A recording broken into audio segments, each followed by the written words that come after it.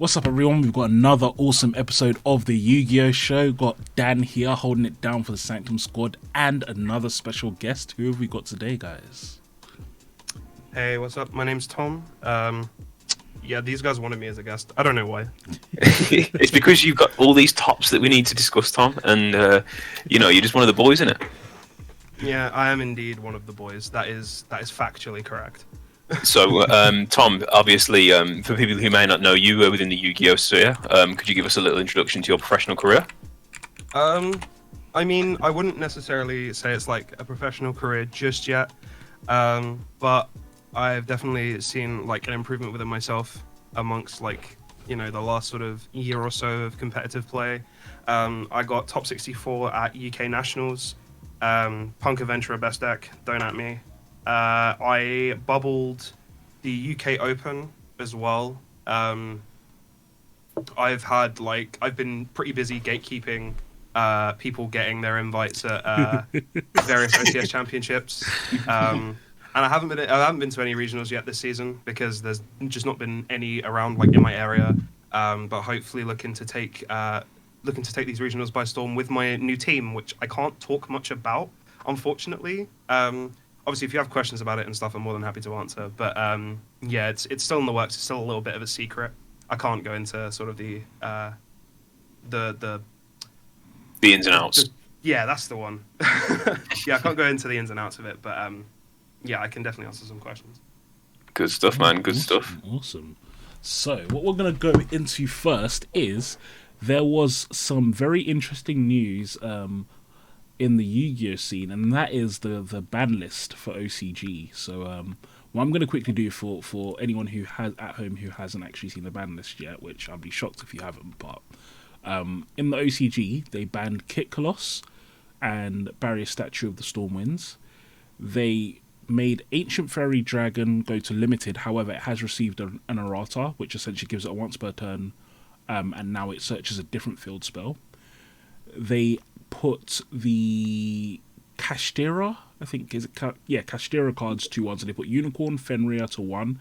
They put Sheeran and Rhinoheart to 1, and they put Ptolemy to 1. They put Magnamut to 1. They put Stormwind. Did they limit all the tier names? Not all, actually, the other ones I don't know. Were the other ones limited on the other list? I don't know if they're all limited. I think Havness was already limited. Wow. Oh, so okay. that means it's just Merly now is the only tier name not limited. No, I'm actually wrong. I'm looking at the list now. No, it's only those two that have been limited from the So Sheeran and from the Rhinoheart, no problem. And then Stormwind, the Cloak, and Change of Heart are both to limited. Then we've got Branded Fusion and is it Primeval Planet Perisos or something? I don't know. It's got some mad name. Oh, the Kashtira field spell. Yeah, the field spell. It does something, but yeah, they've done that as well. Then this is a long list.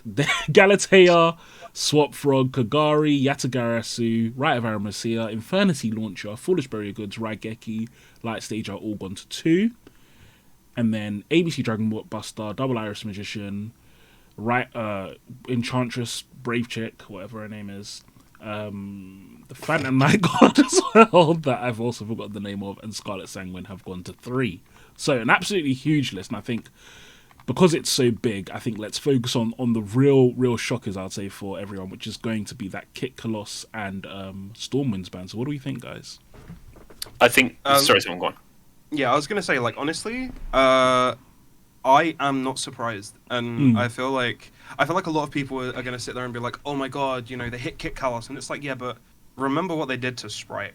It wasn't like a massive hit. And it didn't like necessarily kill the deck, but they hit a lot of that engine like a couple of months after the deck came out. Like the first ban list that they had, they hit the deck as hard as possible and did they did like a little bit of cleanup duty to tier, and then obviously now Tirashizu's out there. Like we need to really like kick this deck's ass, right? We need to like put it in its place and just stop it from being playable. And this is like kind of standard OCG shenanigans. I'm like really not surprised about it. I'm a little bit sad because sometimes, the TCG can follow suit, and as a fellow meta pleb myself, I don't think Kit Colossus is the correct call for the ban, but I definitely understand why they've done it. They've definitely made a massive impact on like the meta game over there. Yeah, and I'd definitely say that. So I would say from my expectations is I don't usually expect Konami to do the right thing, and so while I didn't expect them to do this, I think it's I understand their reasoning behind it, and it makes sense. I do agree though that I think Kit Kalos wouldn't have been what I hit just because the cards, even though it's cracked, it's like so crucial for the deck. It almost kills the deck by hitting that. I feel like limiting the names and I don't know, maybe like the field spell as well would have been enough.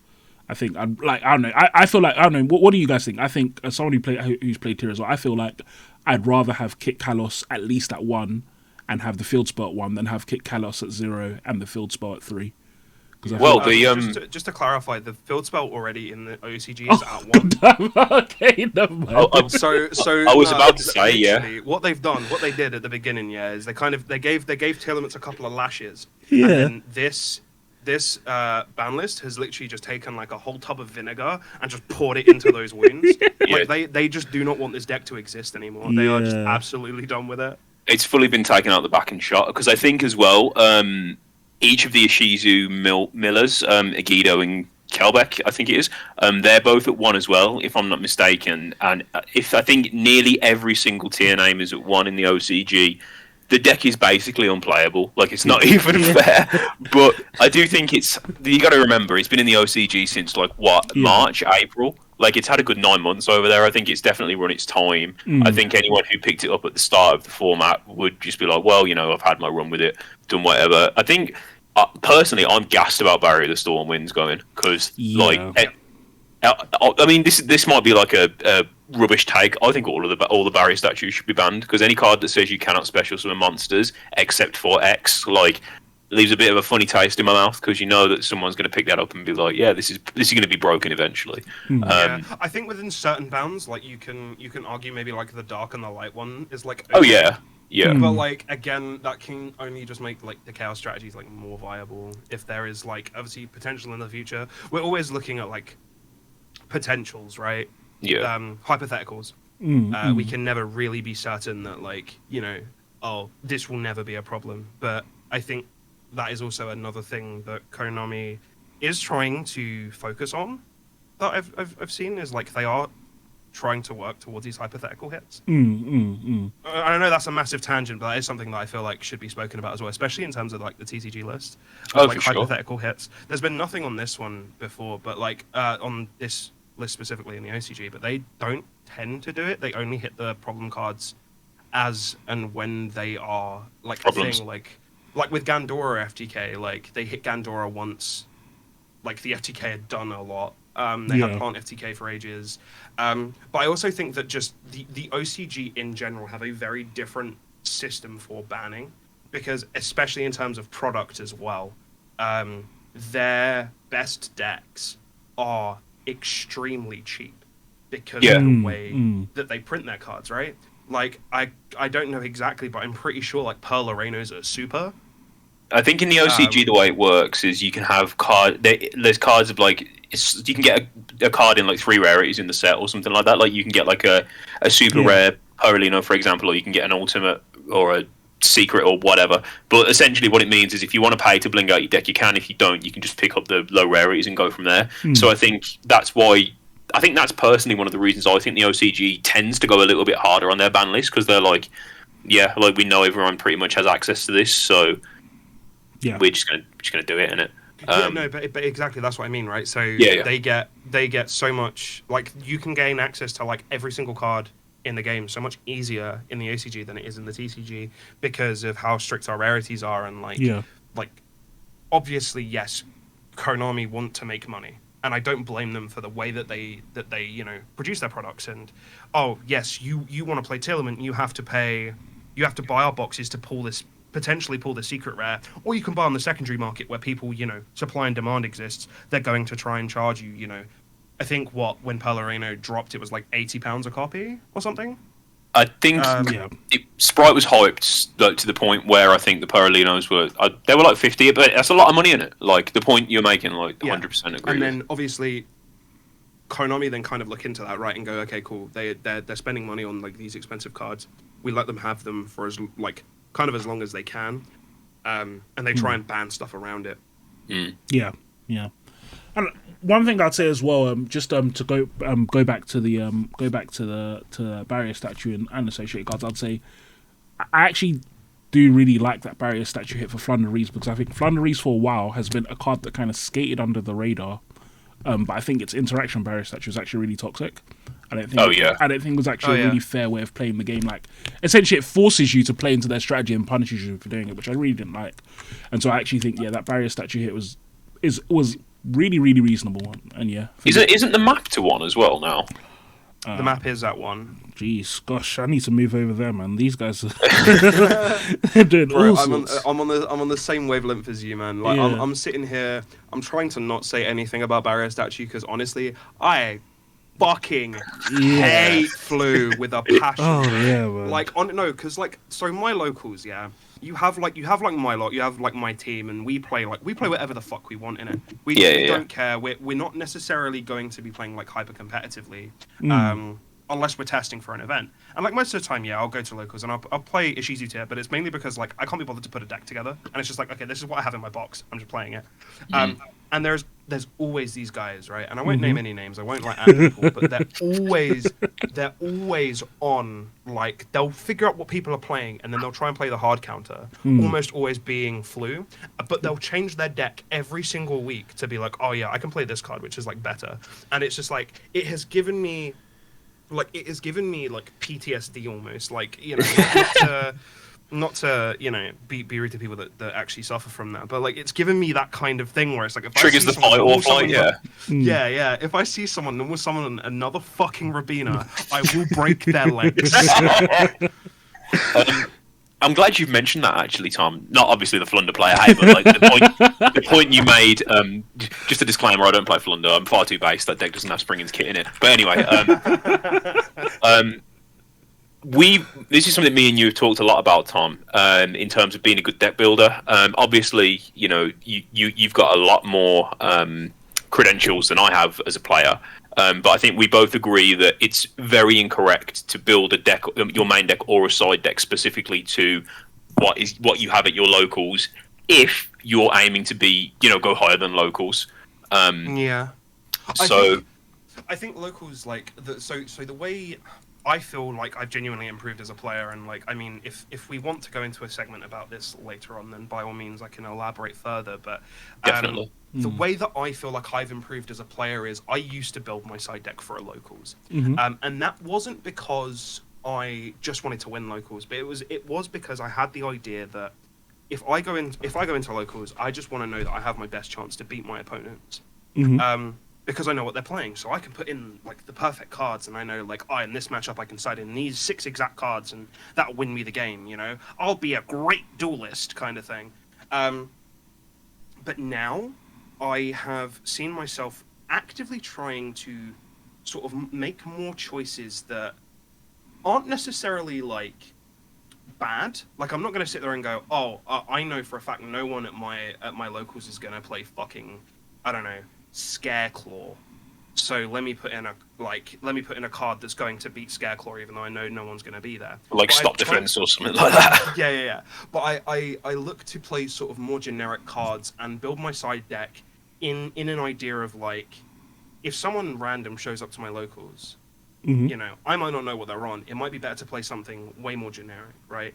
So instead of me playing like a lightning storm, because someone at my locals plays Eldritch, I might want to play like a twin twisters because someone there is playing like stun. Like stun or like a macrocosmos deck where the lightning storm helps with that, but being able to have that quick responsive, like the quick play backcourt removal is going to be so much more beneficial to me.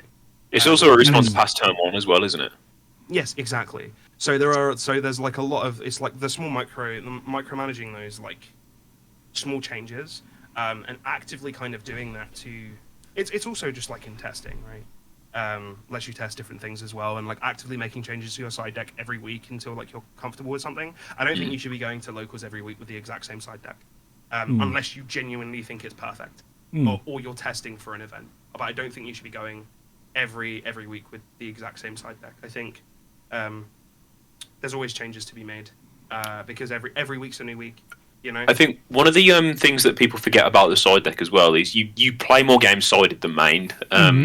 So your side deck, like that's for me anyway. That's like an area that I'm always like trying to figure out. You know, how can I make this better? Because me and Tom were on a Discord call last night. We were looking at one of the decks I'm planning on taking to a couple of regionals next year. And we were going through the side deck, and I was just like, look, you know, I've literally just thrown this together like 5 minutes before like we jumped on this Discord call, and Tom's like, okay, yeah, like so these are okay, but like you should try out X card and then see if it works or not or whatnot. Like triple tack, for example, like was a card I wouldn't have thought of. But I suppose this also links into like making sure when you test, like you have a good testing circle, because I think that's half of being a good player is who you play with. You can have as much practice as possible on Edo Pro or Dueling Book or whatever. But if you're going to a locals and you're facing 5 rounds of counter fairies, then there's only so. No, but like there's only so far you can go.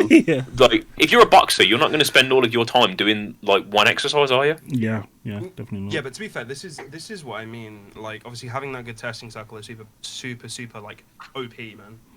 Just having a really good testing circle. Like I remember Dan, like this. So a little bit of Tom and Dan lore here.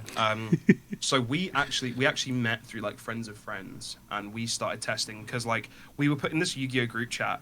And by like Yu-Gi-Oh group chat, I was thinking, oh, this is gonna be sick. Like, it's gonna be a bunch of guys that like playing. You know, they might not all be super competitive, but they're all gonna be. They're gonna know what's going on. Nice guys, right? They're gonna know what's going on. And I remember the first thing I saw was, I've just finished collecting my cards for my Red Eyes Black Dragon deck, and it was like Alligator's Sword and shit. Like it was like this guy wants to be an anime protagonist. Which is fine, isn't it? Play Yu-Gi-Oh for whatever you want to play for, but as well, it's like, ugh. Yeah, it's just that's not my vibe. Like I'm here to chat with people that are like somewhat competitively minded, that want to go to locals and want to like, you know, like play modern Yu-Gi-Oh. So we ended up like started like just making a casual. We did our own group chat, didn't we? Yeah, we made our own group chat, and then we started a little Discord server for like remote dueling with Nate and a couple other guys. Yeah. And and I think since then, like we've all improved as players. Definitely. I think we had that regular testing, and I think that's one of the primary reasons I actually did so well at Nats was the fact that like I'm pretty sure almost every day, if not like, you know, every other day, I was either in that Discord call with Dan and the others just testing non-stop, or I was at locals, or I was with the guys that, you know, are soon to be in like in the team that I'm also in.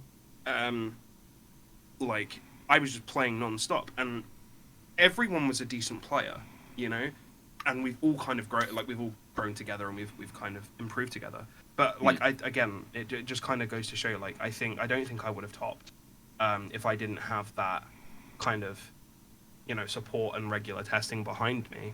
But it also, I've lost my train of thought. I'll be real with you. But like I think that is essentially my thoughts there. Is obviously you were saying about having that testing circle, and I'm just trying to like reinforce that point of like it's one of the most important things. Definitely, man. Definitely.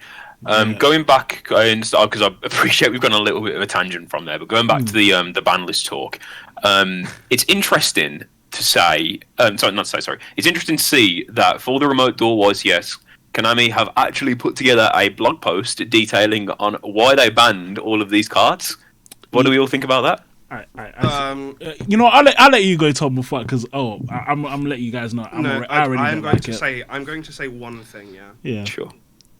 They had the audacity to basically say, so we unbanned Macrocosmos and D-Fissure because Tearlament exists. If you are against a Tearlament's duelist, you can activate these cards to stop your Tearlament's duelist from activating their Tearlament monster effects.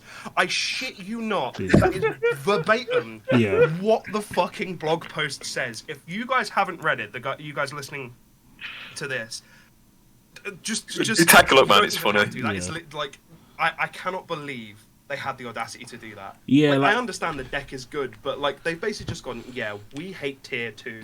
So have the floodgates. What pisses me off the most is that to me it just showed how out of touch they are with their own game. because they said several things that they mentioned Curious. I don't know. I haven't seen one tier player play Curious in I don't know how long, so I don't know what they were on about when it comes to Curious. Yeah, even unbanning, like Joshua Schmidt said it in a video ages ago.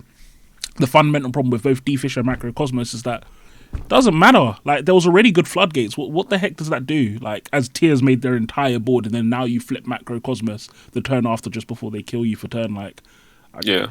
I don't know what they were trying to achieve with that ban list. It was pathetic to me. Yeah, all of their rationale made no sense. It's like, yes, I'm happy that they finally talked after 10 years, but what they talked was BS. Like, they took this nine whole out of nonsense. 10 times I will sit there and try and at least somewhat justify like Mm. what the ban list is, right? That like there's always a reason for stuff, and I sit there and I look at every ban list and like obviously everyone has the knee jerk reaction, right? Mm. Like bird up format, yeah. That ban list where Simul got banned, Recital Starling went to 1. You know, I sat there playing the deck and I was like, well, this sucks. I have to get a new deck. But to be fair, it was kind of OP, understandable. Mm. And that was kind of like my slow thought process, and I went, actually, this might have been a bit too much because now like you've really let Sword Soul take the lead. You've let so many other decks just kind of surpass Bird Up. Okay, yes, Bird Up was the best deck, but you could have maybe hit it to bring it down to the power level because it wasn't leagues ahead. They really took that deck out back in it. Yeah. Oh yeah, 100%. Yeah. But I digress. Like moving on to like the modern list, the current list, and I looked at it and I was like, this ban list isn't actually terrible. Like I genuinely looked at it and went, like, this ban list doesn't suck. I think they did the right things if they want to keep like all the decks around. But I then sat down later and looked at the list and went, why the fuck have we got more floodgates? Like genuinely, and that, like I'm not trying to be funny there. Like it perplexes me that like a company who will actively get complaints and like banned a floodgate for being super oppressive and required main deck outs, to then unban another floodgate that, okay, yes, hits Tillman, but what if I now want to play my brand new Bird Up deck that has Exactly. like a nice callback, I know, but like what if I want to play my really nice Bird Up deck because you've just given me my second Recital Starling back? What if I want to play something fun, What if I want to try out Orcust? Yeah. Orcust best deck, baby, unban Harper. One thing I want to say off the back of that, Tom, sorry to cut you off. I thought it was so funny. It was so funny how they said in Mystic Mine, when they were talking about Mystic Mine, it was like, this card made players have to main deck it out. Now that this card is banned, players won't need to dedicate deck space to removal for this card. Anyway, here's 4 more floodgates. Was it just me or was that hilarious? That's it. The whole tone of it just made no sense. They were chatting so much nonsense in that band. No, have you seen the SpongeBob meme where it's like the giant bubble and it's Like, one what could be worse than one floodgate? Requires unsearchable outs, and it's like, what could be worse than this? Oh, I know.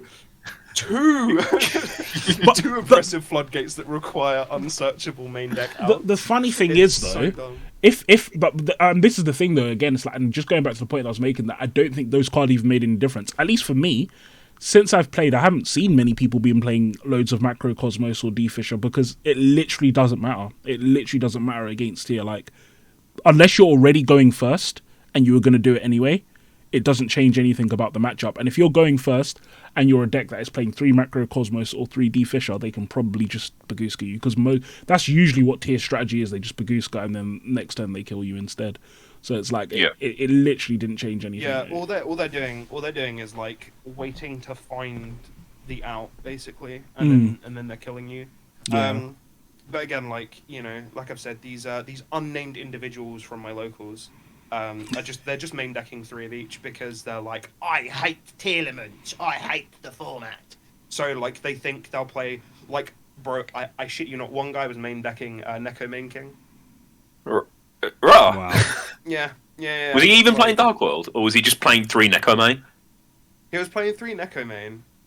So that if you mill it, Yeah, and I'm just like, bro, that's like, so cope. Oh my gosh. No, but this is what I'm saying. Like, this is how hard these guys on my locals cope. But like, no. I digress. It was just like, that's just like a little side note. Yeah. Not to not to poo in it, and obviously play what you want in it, but like that's bad deck building. It's bad deck building, but it is also like very targeted. Yeah. Oh, yeah. And that's what I'm talking about in it, like targeted deck building. If you think 3 Neko main king in the main is like correct for whatever your deck is, then In the main? Even for Dark Card, I don't play Necromancer. I just don't think it's the. I think if I want to end my opponent's turn in Dark Card, then I'll just loop Silver. I don't need to waste my time on this unsearchable card that I can never see.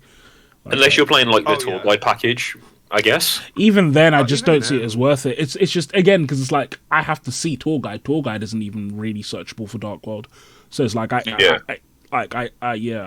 think. I think it's interesting that there's a card that does that, and I think in some fun scenarios it might have a chance. Like, I don't know, like that structure deck tournament, whatever. If you somehow were allowed to play one card, that might be interesting. But yeah, for the context of real tournament, Neko Main King is a troll card. I don't think I would ever even really consider playing that. It just doesn't do enough, right? Because it's like you stop the tier player on their turn. Then you have to kill them in it.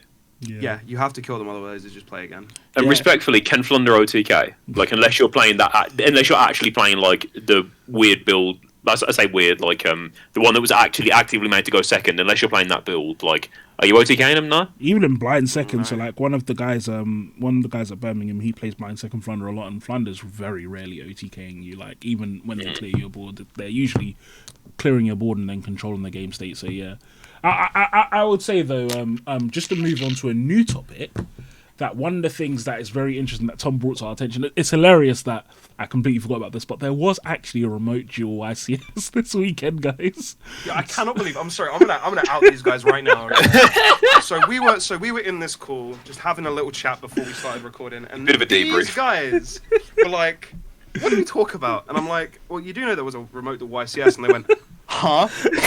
But when did this forgot happen? I'm like, completely. my brother in Christ, literally yesterday. The funniest thing about this as well is I actually watched Christian Urena's deck profile. I don't know what I thought was happening. I don't actually know what I thought was happening. I think I just watched deck profiles, but somehow I didn't realize it was a remote duel. I see. My guy's out here watching the deck profile. Like, I wonder what tournament this was. Right, I was in another planet, so yeah, I don't know what the heck is going on. God. But yeah, so congrats to Christian for another amazing top. And I think this is now, is it 4 or 5 events in a row now, premier events that Tier has come first place? I think so. Yeah, so it's... Bro, I stopped counting after the first one. But I knew it was going to just keep happening. Yeah, so I would actually say this is actually incredible, because one of the things that I think is very, very funny as well is that at the beginning of the format, when everyone was like, it's going to probably be a tier 0 format, tier is going to be by far the strongest deck. A lot of people are like, oh, you're just overreacting, it's just the first event. Look, guys, we're how many months in now? I feel like we have to accept it. If you're still there saying that tier is overhyped and that's not the best deck, bro, you're stuck. You're just wrong in it. Yeah, like, you're stuck in the you are past. just wrong.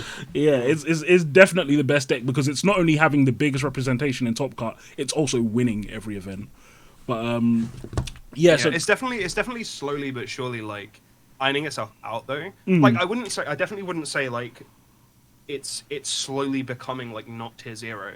But we are seeing less and less tops every event. Yeah, and I think, to be honest, that's more just the kind of natural progression of the format, right? As people understand the format more, it's kind of like that will happen. You get the opportunity to try things. And also, one thing I always say as well is that if, and I compare this to last format, if the only decks that are topping are one deck or decks that are designed to beat that deck, I, in my head, almost see that as a tier 0 format as well, because I see it as, if the only way you can win is if every card in your deck is geared towards screwing over one deck, then the format is basically based around one deck. It's just, and that's how it actually feels now. It's either you're a deck that can play Shifter or your tier elements. Everything else is irrelevant. So yeah, really, really interesting.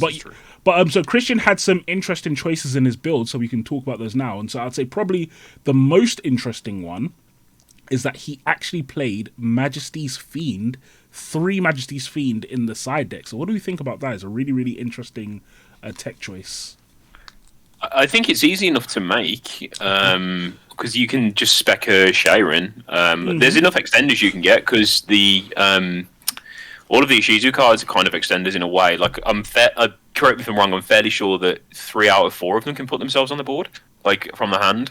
I could be wrong. They all can. They all can put. They all can. Okay. So Agido and Kelbeck can special summon themselves based on triggers. So Kelbeck is if they mill a card. Agido is if I think both Agido and Kelbeck actually if they mill a card. Yeah, it's if they mill a card or it's sent from the hand. Yeah, and then Medora and Keldo special summon themselves by discarding another Earth Fairy. So yes, they all come out for free. Yeah, I and think you have Sharon as well, which is yeah. You can use. I think it wouldn't have been the choice that I would have made, but I would like to disclaim that I have never touched a tier element card in my life, and I've also never won a YCS. So what do I know? Like, shout out to my guy, man. Like 100%. Like it's an innovative pick for sure. Like I can see the logic in it 100%, and it seems to have played off. I also think it's really interesting because I didn't watch any of his matches, but what's nice about tier is that you can actually out your own card when you need to. So you can out your own whatever the card hex called. I don't know what's going on with names of me today, but you can out the card itself with either the field spell or Sulliek whenever you need to, which is actually really, really good. Exactly. And put it back in the deck, which gives you a huge amount of flexibility that you don't usually have with a floodgate like that. Yeah, but I also think it commits an extra resource in a way that like kind of puts you in a sticky situation because it's not like how Drytron made Vanity's Ruler, right? Obviously, like Vanity's Ruler is just a completely different league of card because it doesn't floodgate you. It just floodgates your opponent. And it's searchable. God, love that card. But so you like that? You don't like the statue of the Stormwinds? Huh? Is that right, good sir? In fairness, it is a lot harder to put down a Vanity's Ruler than a barrier statue. I quite frankly do not. I can't lie. As someone who played the heck out of Drytron, nah, it's easy. It's free. I love that. This is getting a bit unhinged, man. But I can't believe I sided with this man complaining about floodgate monsters, and he just turns around and goes, "Oh, I love Vanity's Ruler." No, can't you tell? I'm just a salty Drytron player in disguise. I think we will do this. Bro, I like Drytron, but I never did that. I always made Herald of Ultimateless. At least that's better. I had to use cards to floodgate my opponent. Thank you very much. I just have some normal summon guy. Tom's like, I just don't want you activating cards in the first place. Yeah, this is getting a bit mad, man. Anyways, yeah, sorry. Like as I was saying, so I think it's again back to like Vanity's Ruler. Like it's in a totally different league. But like even if that was like Vanity's Fiend, or like it'd have to be Vanity's Fiend. It couldn't be Majesty's Fiend because otherwise the rest of the board wouldn't do anything. But like in that context, if you could search Vanity's Fiend and stick that to the board, you still have the rest of your Drytron board. Yeah. Majesty's Fiend locks off all monster effects, so you have to rely on like your back row and stuff to like actually play.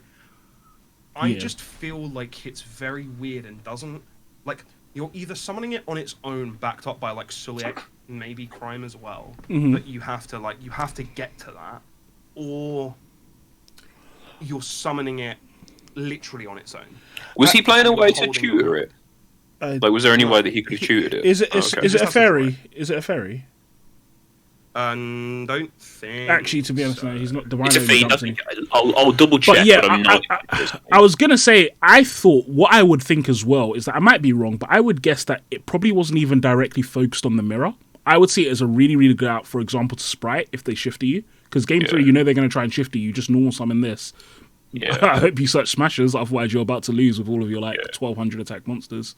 So that's it is a fiend. Yeah. Well, I mean, of course it's a fiend. Otherwise, it'd be called like Majesty's Fairy or something. I don't know, so that would be my guess. That it kind of stomps on all of anyone who tries to do some shenanigans with Shifter or Necro Value game 3. They almost certainly probably lose to that. Yeah, it's a good plan, I think. Like, and I think it's why Runic's seen a fair bit of success this YCS. Yeah. Because Runic's come back. I say come back like it left, but it's come back in its droves. Like, it's actually seen more than one top cut performance. And I think in the absence of Mystic Mine, I think Runic is going to become that anti-meta, spell heavy, lock off the dance kind of deck. Yeah, but it's definitely like, I think Runic, the way it is now, is going to be a much more like. It's going to be more tolerable, but it's also still going to suck, right? Yeah. Because what the deck has the ability to do is so much more than a Floodgate Turbo. Yeah, it's so much more than Floodgate Turbo, but they can also play Floodgates. Yeah. So I've played Runic pretty much since its release. I've been testing it pretty much all year, purely because it's an aspect of the game. The way it plays is just something that was really interesting to me. I was playing it initially with the invoke cards because you can turbo out like rank 4s and a Mechaba, and then obviously you have it all backed up. And then obviously there was the Sprite build that I think Sanctum's got to have one of the first profiles of that in the TCG, not to flex or anything. And then obviously I got my top 8 with Runic, playing Inspector Border because I'm not good at Yu-Gi-Oh! But it's not a fun, it ain't a fun deck to play, man. Like if you're playing it like that. If you're playing like the Synchro build and stuff like that, it's very, very fun because it's so open-ended. And I think maybe this is because I suppose if you go into an event, you're not playing to have fun in it. You're playing to win. Like, let's not lie. Yeah. Unless you're going with the explicit goal of, okay, I'm going to go to this event and just have a laugh. Yeah. But haven't you just explained every control deck? Pretty much. Yeah. Like, I mean, fair dues if you guys like purple cards, but like, my God, how boring must that be? I don't agree. I think I'm going to activate my floodgate. Like, how boring? I'll let you say this. Okay, I was going to say the reason why I don't agree is because, and I've said this a long time. So, funnily enough, when I first started playing Yu-Gi-Oh, I used to play Pens. I used to play Dark Lords. Like, I used to be very into like monster decks, random combos, all sorts of stuff. And I remember one of the first times I touched a purple deck, like full on purple deck, was only about a year and a half ago, maybe like 2 years ago now. But it was Eldritch. I played like 37 purple cards Eldritch, and it was like playing that really opened my eyes to that. I don't think it's as brain dead as people make it out to be.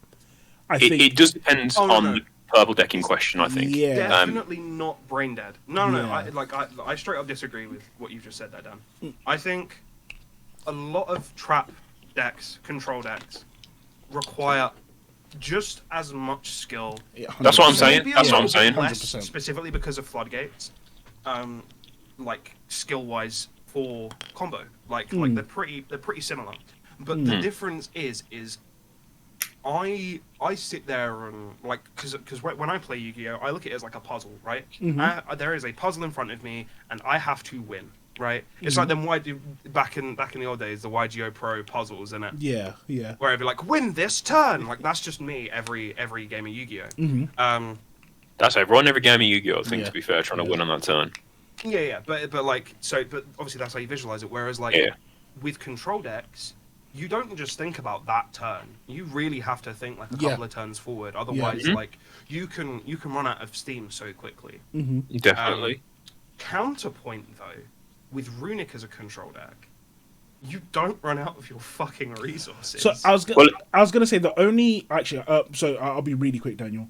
The only problem I have with Runic, actually, I would say, is that I do think the field spell is a bit too unfair because typically speaking, I don't like the fact that it can gain so much advantage on both of our turns. I do agree with that. I don't like that for Runic. I think that's part of what puts it over the edge. But what were you about to say, Dan? No. To be honest, like I was just going to kind of back up the point that Tom was making in terms of like trap decks that aren't just like True Draco or like continuous cards. Like they take a lot of skill. Like you need to know when the optimal point is to like flip your strike or whatever, or you're just gonna lose in it. Yeah, definitely. Like, I'll even say True Draco's in on that as well. Like as a general, you just have less options available to you when you're playing a slower trap deck. Yeah, definitely. But I think with there's always going to be that dichotomy in it between combo decks and I don't want to say floodgate decks or say trap decks, where you can have your opponent. Say if I'm on Eldritch, let's say, and Tom is on I don't know Tier, let's say. Tom goes first. He spends 10 minutes making his board or whatever. I draw turn, set 5, pass. He goes standby. I flip a floodgate that will break his board. He goes X card negate. I flip solemn strike, and he's going to leave a bad taste in the mouth, innit? Like so, I completely get why people do think that trap decks are unskillful, but they ain't, bro. They ain't. Some of them are, but you know what? That's life, innit? It's not so. It's not all trap cards, right? Yeah. It's not every single trap card in the game is like the super degenerate thing, but it's the floodgates. And like every time we talk about every time me and my friends we talk about like Yu-Gi-Oh and like traps and stuff, and well, just the game in general. The one thing we all complain about is floodgates because they just suck. Like they just make the game worse. Do you know what the issue is? I'd say it's more of a... Because the reason why I think floodgates are in the game, I'd say it's a game design issue. So I actually agree on a baseline level that, yes, floodgates are bad game design. However, I also think that it comes from bad deck design.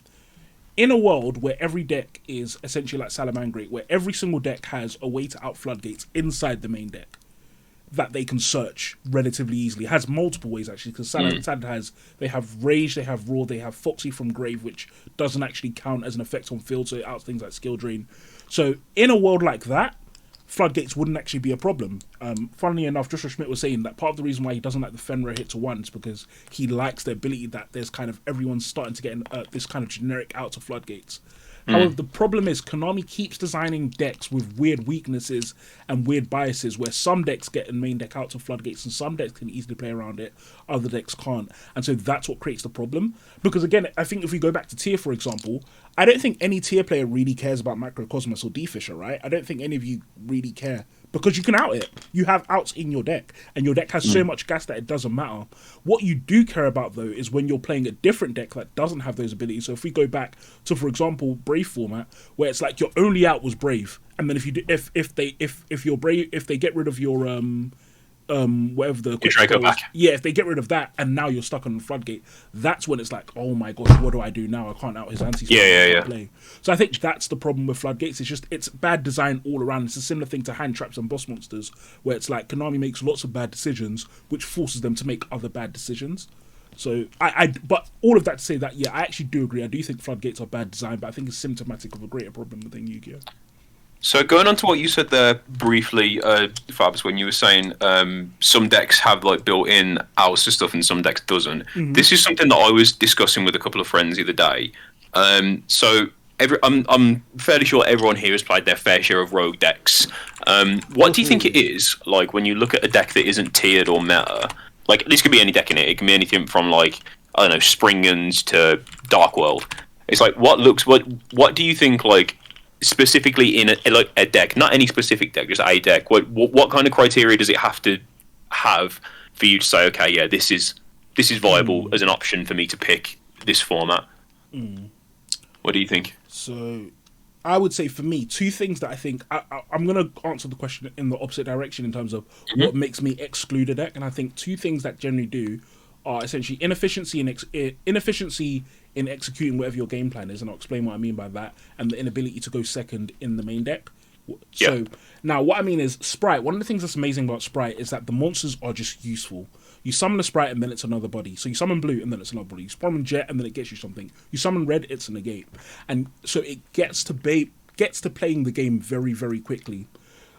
Blackwings, for example. Blackwings is an interesting deck and do a lot of combos, but the problem is they have to play so many cards that functionally don't do anything, or say, I search this card that eventually does something, that you're just creating choke points for yourself.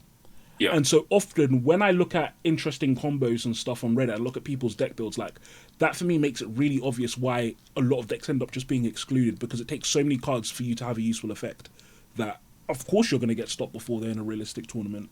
And that kind of plays into the going second thing as well. If I have to play 13 combo pieces in my deck and I'm not FTKing my opponent, then I can't go second because I've got 13 slots that are taken up before we even start talking about hand traps and stuff like that. So so those would be my two things I would say that kind of show me that your rogue deck can't take you seriously. What about you, Tom? What are you saying? So number one, has it won a YCS? No, I'm joking. So when I look at I just want to say a bunch of Cyber Dragon players are hating you right now. They also they got quite what? No, bro. They don't care in it. Nah, nah, bro. They'll just fuse me away for Chimera Attack. It's fine. Nah. So when I look at like, I mean, like personally, I don't really play much like rogue, quote unquote. And that's more necessarily just like I'm a very competitive player by nature. I like to play the best deck. But you have pet decks in it. Well, yeah. But those pet decks are more... I will play that deck and try and have fun with it no matter what the format is, right? Sure. But I guess, you know, mine does kind of sit similar to what Fab said. you know, does the deck have an inherent ability to go second? And if it doesn't, if it doesn't have like main deck outs or have the space for hand traps, is it just so ignorant that like it doesn't matter what my opponent's done? I'm playing through it anyways because I have so many extenders. So something like Draco Slayer, for example, actually is like a perfect argument for this because it's recent and it's really good. Like I picked it up at the UK Open for dirt cheap. Like someone was selling Ignises for like 4s, and I pulled like all of my Majesty. So I was like, yeah, I'm building this, whatever. And I put the deck together and I tested it, and it's like really, really fun. My friend sent me the spreadsheet because he bought it, so I was like, yo, shout outs to him. But yeah, like, I look at, you know, it needs to be ignorant, or it needs to be, like... efficient. It needs to have space for a ton of hand traps, essentially. Like, but I think that's just because, like, in the format that we're in, like, I think you either need to be ignorant or play lots of hand traps to be able to go second. 100%. Like the majority of like road decks I've seen profiles for, and you see them signing off with so this is the format we're in. I played 9 Bestials, Ghost Bell, DD Crow, or whatever, and it's like, like that older guy's list at like, Nats, where it's like, I played like 27 ways to get to Mystic Wine, and then like 9 Alter Guys cards. Like basically. I mean, don't get me wrong. Like, if you want to win with your deck, your favorite deck, then do what you got to do. But that's the point where it's like, yeah, the engine needs to be so compact and efficient. Sorry, Tom, I cut you off, but carry on, mate. Nah, it's fine. I was gonna say, like, your whole thing about the Bestials, Dan, is like it makes so much sense, right? Because even Sword Soul, a deck who wants to summon their Tenyis, are playing Bestials because they're just that powerful in this format. And like, I don't think Sword Soul's a bad deck. I don't think it's a bad deck at all, this format, because it has a lot of space for hand traps, and what it does turn 1 is very, very powerful against Tearlament, because making Qixing Longyon is very good. You know, you're able to banish the Kit Kalos on their summon, and it's like, it's pretty rad. Yeah. Also, it's not really affected by the Graveyard Floodgates, and not a lot of its monsters can be bestialed other than the Tenyis, but... if you're playing your own Bestials, you can just summon your own in it. Yeah. I was going to say, also, it can play D-Shifter, which is something that, again, is probably something you could look at for, like, decks to play in the format, right? It can play D-Shifter and it doesn't lose to Baguska, I think is what's so important about it. Yeah. Yes, that too. There's a lot of benefits to the deck. But again, like, a deck who wants to, like... How can I say this? To like really maximize on the sadness of the reality of it. It's like a deck that's like extremely fair in Tenyi Sword Soul, forcing itself to be less fair because it has to play Bestials that shuts off half its game plan. Like, just kind of goes to show like what the format really is. It's a bit of a Joker moment, isn't it? Yeah, it is a little bit. It's a bit of a sad format. But like as you were saying, so back onto the rogue thing. Yeah, I know. Like, with the pet decks and stuff, and like with kind of deciding on what to play, you do really have to look at just kind of. I mainly look at what is relevant in the format and what those decks can do. Does it directly counter the deck that I want to play? If so, definitely a wrong choice, you know? There's not like, I don't really take much thought, like I don't go through theory and stuff until I actually get to like a locals, because I don't want my experience of a deck that I want to play to be sullied by me thinking about it. Like if I get my ass handed to me and I go X3 at locals, I'll go X3 at locals, but at least I got to play a deck that I've been, you know, I've looked at and I've put a list together for, you know? Yeah. Sometimes the fun can just be from summoning Rainbow Dragon, for example. Yeah, exactly. Like just being able to turn around and go, oh look, I made this combo deck. Got this cool playoff, Yeah, like dude, this a guy that goes to my locals. Fucking shout outs to him. Shout outs to Xavier. He plays Flower Guardians sometimes. Oh right? my god. Absolute based human. I'm already enjoying this. And bro, he gets super happy just so because he can summon double light shower. Like, You know what? Though? That's the positive. That's the positivity you need in it. Yeah. Yeah, no, but that's what I'm saying. Like, I'll sit there and I'll watch him make double light shower, and then I'll be like, okay, cool, yeah, I'm gonna do like my tier combo and kill you. We'll go to game 2. But like, You just don't care in it. He's just like, Yeah. okay, sure. And now he plays flu, which means he's dead to Oh me. no. But He had enough. but the point still stands. Is like beforehand, he was just playing decks that he wanted to because like he really enjoyed them, and like he enjoyed the look of flu. I'd like, in all seriousness, I don't hate flu enough to like disown you or like pretend that you don't exist. Yeah. Let's not lie. These are just pieces of cardboard in it. Yeah, at the end of the day. But yeah, I don't even know. Yeah, it's just the love of the game, innit? Just like, of course. Like at the end of the day, if I'm gonna play a rogue deck, I just want to have fun. Yeah. But I don't play rogue decks because most of the time I am just testing for the current format, like 99% of the time. Which leads me nicely into a couple of questions I did have for you, Tom. I'm not sure how good we are for time, but obviously we've invited you onto the podcast because you're one of the you're probably one of the most competitive players I know. You've earned your salt. Is that the expression? I'm not really sure, but anyway. And you're also one of the people. If I want to build a deck or if I want advice, like there's 3 people generally I go to, and I'd say you're very high on that list. So you're a player that I have a lot of respect for. So in terms of your preparation for an event, or like what's going through your head when you mentioned earlier that you bubbled the UK Open. Like how do you I guess mentally compose yourself? Because going into top 64 at the UK Nationals, which was the biggest event of the year at the time, and it was a lot of people's first Nationals after COVID. It was a lot of people's first big event after COVID. Not being able to go to a big event, getting into that mental state. Like, what do you have any? Do you have anything that springs to mind that you'd want to share with the listeners, or are there any anecdotes you'd want to share about that? I think like with mental preparation, obviously it's always about staying calm. Mm-hmm. You never want to go into any game nervous, right? Yeah. Because the second your nerves set in, the second you second guess yourself, and you start making the misplays, and you've already lost in your head. Becomes a thing. Exactly. Yeah. So when I try and sit down, my intention is, I'm sitting there to have fun, and they've already lost. Yeah. Mm-hmm. Right? And like that might be a cocky attitude, but it's the correct attitude to have. No, right? but you're right. I remember. Sorry to cut you off there, Tom. I remember at Nationals. I think you'd won your first 2 rounds, and I'd lost my first 2 rounds. And we were talking, and I remember something you said, and I think it was something along the lines of, the guy had already lost in his head or something like that. And it really resonated with me. And it was like, I'm going into the X2 bracket. There's a lot of people here who are just expecting their tournament to be over at this point. If you go in there with the mind state, I'm going to win this because, like, I've got the better outlook on it. Like, even if you don't win it in it, you've already gone in with a mental advantage. And I think that's something that is very important at a higher level event.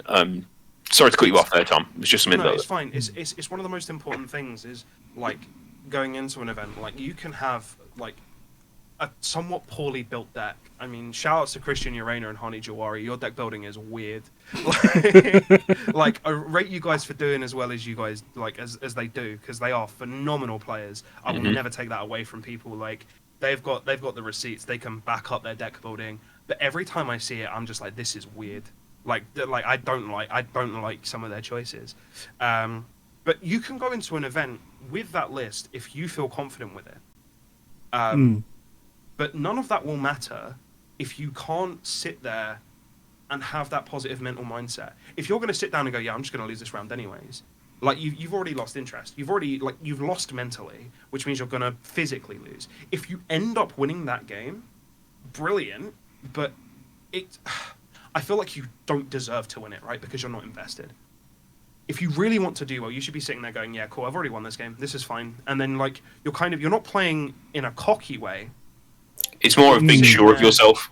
Yeah, and then but it also thinks like it also kind of helps you think. Like when I say like that, oh yeah, my opponent's already lost. It's fine. Give them the handshake. I draw my hand. If I lose die roll and I see what they build, I'm just like, oh cool, you've done that. Yeah, cool. So this 2-card combo in my hand outs like half of your board. I now just need to like learn to pick apart the rest of your board with like the other 4 cards that are going to be in my hand. Like that's a kind of metaphorically. It doesn't always work out exactly like that, but yeah. And it just kind of gives you more confidence and like almost more headspace for you to be able to work these things out, because you're not shrouding yourself in like these worries and doubts of like, oh no, if he does this, I'm screwed, or oh no, I don't know how to deal with this card, and like as someone, I'm not going to go into like this whole mental health chat, but I suffer with anxiety, so I always get these what ifs and stuff, like just in general life. So going into Yu-Gi-Oh, it's going to be so much worse because it's it's not just general day-to-day things, it's also problem solving. So it doubles itself up. So trying to clear that headspace and just take a step back and just have some amount of confidence with it going in I think is super, super important. Yeah, definitely. I know you like that. I think actually that is a really, really good point to round up on, because that was a really, really solid point. And I'll definitely say as well, guys, that in the future, hopefully, if Tom hasn't had enough of us, that would be nice to have him on again to give probably some tips for some people who are looking to improve at the local level and even beyond, because I think, there's a lot of people that play this game and definitely want to get better. And Tom, I feel like you have some really, really awesome and interesting insights. But just to round off, this is a bit of a tradition that we do here, Tom. And so, are we doing the Am I the Asshole, or Would You Rather? We're going to do Would You Rather. I love the Am I the Asshole. Yeah, so no, we'll come back next week. We might double up on it next week. But for the Would You Rather, the Would You Rather is: would you rather never have an orgasm again, or for the rest of your life you can only walk? When you say only walk, what do you mean? You can only walk. That's literally... So you can't run. Or is it like I'm perpetually walking? You can't run. You can't get a bus. You can't get a train. You're walking is how you're getting everywhere else. I'll give a contingency that we're assuming that you're not going to be in a situation where you have to run because you'll die or something like that. Okay. I don't even know how this is a question. I'm living that celibate life, bro. Like, can they take the bus out of my nuts? Like, can they like medically remove it from my nuts? You can get that done. I don't see why not. Yeah, you can go and get chemically castrated if you want. I mean, that would definitely have to be the way. No, that's not what I'm saying, bro. That's not what I'm saying. Wait, what are you saying? I mean, like if I can never have an orgasm again, yes, can they at least like remove the nut from my nuts? Oh, is it remove the seed? I can maybe have children in the future. Oh yeah. You just can't orgasm. I mean, you can ejaculate, you just can't orgasm. Oh no, but bruv, there's no point then. I'm just still gonna.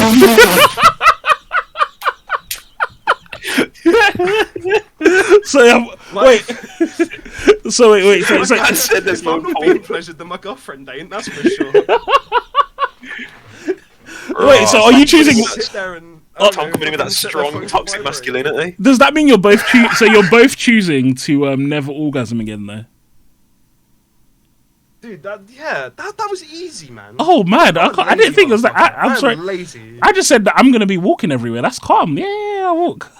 I have to. I feel like on all of these Fabs, I feel like we have such different views on it. Yeah. Like, and I love it, man. It's so like.